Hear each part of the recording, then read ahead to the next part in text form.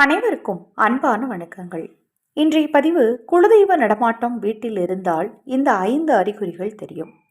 அது என்னென்ன அப்படிங்கிறத இந்த பதிவில் பார்க்கலாம். ஏன்னா நீங்கள் எத்தனை தெய்வத்தை இஷ்ட தெய்வமாக வழிபட்டாலும் குலதெய்வத்தின் அருள் ஒரு மனிதருக்கு இருந்தால்தான் அந்த மனிதரின் வாழ்க்கை சந்தோஷமாகவும் மன நிம்மதியுடனும் கடனில்லாத வாழ்க்கையாகவும் அமையும். குலதெய்வத்தோட அருள் அவ்வளோ முக்கியம். அந்த குலதெய்வம் உங்கள் வீட்டில் இருக்கா அப்படின்னு தெரிஞ்சுக்கலாம்.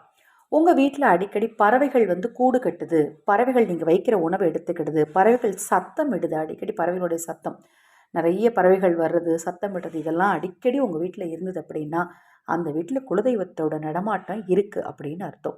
அடுத்தது, நீங்கள் அறிந்திராத பூவின் வாசம். உதாரணத்துக்கு மகிழும் பூ நிறைய பேருக்கு தெரியாது.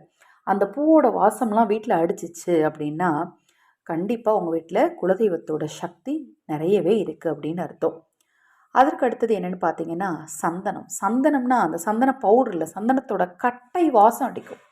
அதுவும் காலையில் நேரத்தில் நிலைவாசல் பக்கத்தில் போகும்போது சந்தன கட்டை வாசம் அடிச்சிச்சுன்னா குலதெய்வத்தோட நடமாட்டம் இருக்குன்னு அர்த்தம்.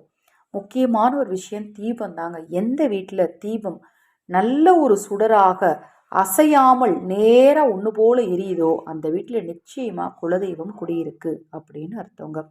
இதற்கடுத்தது என்னென்னு பார்த்தீங்கன்னா மண். சில நேரங்களில் நம்ம வெளியில் போயிட்டு வீட்டுக்கு வந்தோம் அப்படின்னா கதவை திறந்த உடனே மழை பெஞ்சால் எப்படி மண் வாசம் அடிக்கும், அதை மாதிரி வீட்டுக்குள்ளே, அதாவது செடியோடு சேர்ந்த ஒரு மண், ஒரு செடிக்கிட்ட போனீங்கன்னா அந்த மண்ணும் செடியும் சேர்ந்து எப்படி உங்களுக்கு ஒரு ஈரப்பதத்தோடு ஒரு வாசம் அடிக்கும், அந்த வாசம் உங்கள் வீட்டில் இருந்தது அப்படின்னா கண்டிப்பாக நீங்கள் இல்லாதப்போ கூட உங்கள் வீட்டில் குலதெய்வம் உங்கள் குடும்பத்தை காத்துட்ருக்கு அப்படிங்கிறத அர்த்தங்க. இப்போ நான் சொன்ன அறிகுறிகள் மட்டுமல்லாத நிறைய விஷயங்கள் இருக்குது. அதில் ரொம்ப முக்கியமானது இந்த 5 அறிகுறிகள். இந்த 5 அறிகுறிகள் இருந்தால் உங்கள் வீட்டில் குலதெய்வம் இருக்குன்னு அர்த்தம். குலம் காக்கும் தெய்வத்தை தவறாமல் வழிபாடு செய்யுங்க. ஒன்றும் இல்லைங்க, நிலைவாசலில் ஒரு தீபம் ஏற்றுங்க. குலதெய்வத்தோட அருள் உங்கள் வீட்டில் நிரந்தரமாக குடியிருக்கும். நான் சொன்ன இந்த பதிவில் ஏதேனும் நிறை குறைகள் இருந்தால் வாட்ஸ்அப்பில் தெரிவிங்க.